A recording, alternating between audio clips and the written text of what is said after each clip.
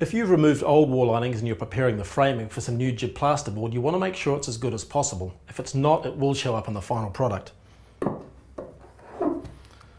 I've gone over this wall and removed all the nails and fixings. I'm now going to use a straight edge to see if there are any other problems.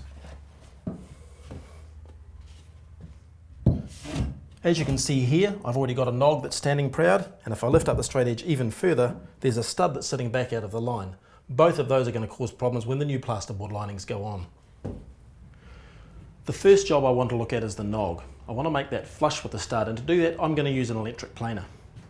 Before going any further though, I want to punch these nails below the surface of the timber so they don't damage the blade.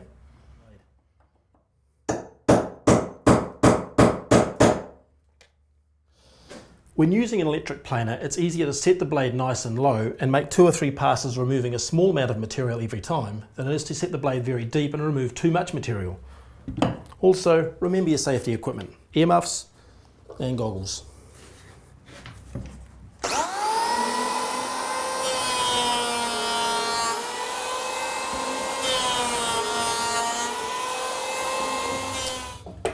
Look at that, perfect, and that's going to show up in my final result. Now I'm going to look at the stud. The face of this stud was sitting back from the rest of them, so when I put my plasterboard linings on, that was going to show up. One way of fixing that is to put a packer in place here.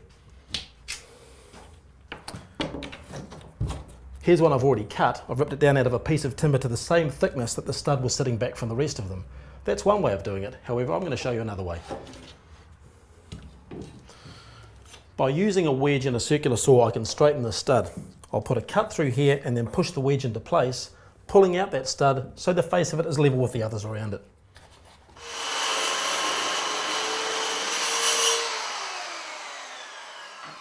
Now that I've made the cut, all I need to do is put the wedge in place, drive it in there, pulling the stud forward as I go until the face of this is level with the others. Once I've done that, I want to check the studs for straight. Look at that, perfect. All I need to do now is use a handsaw to trim off the face of that wedge and put a nail through to hold it in place.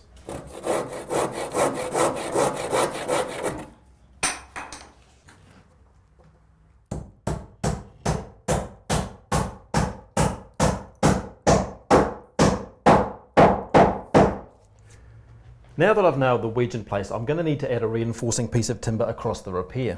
To do that, I'm going to nail a new piece of timber to the stud along the side, extending at least 225 mils above and 225 mils below the repair. However, in this case, I've got a nog that's in the road, so I'm going to have to knock that out first, put the new piece of timber in place, and then replace this with a new nog.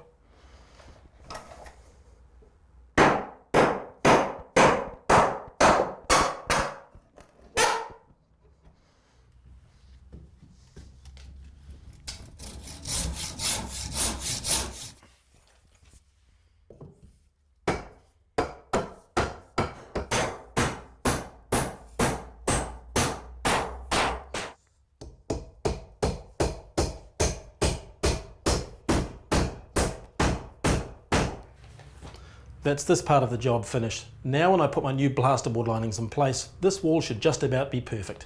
However, I have noticed down here, I am lacking some fixing for the ends of the new plasterboard sheets, so I'm going to put some more blocks in place. It's something you need to be aware of every time you put up new plasterboard linings. You may need to add more timber.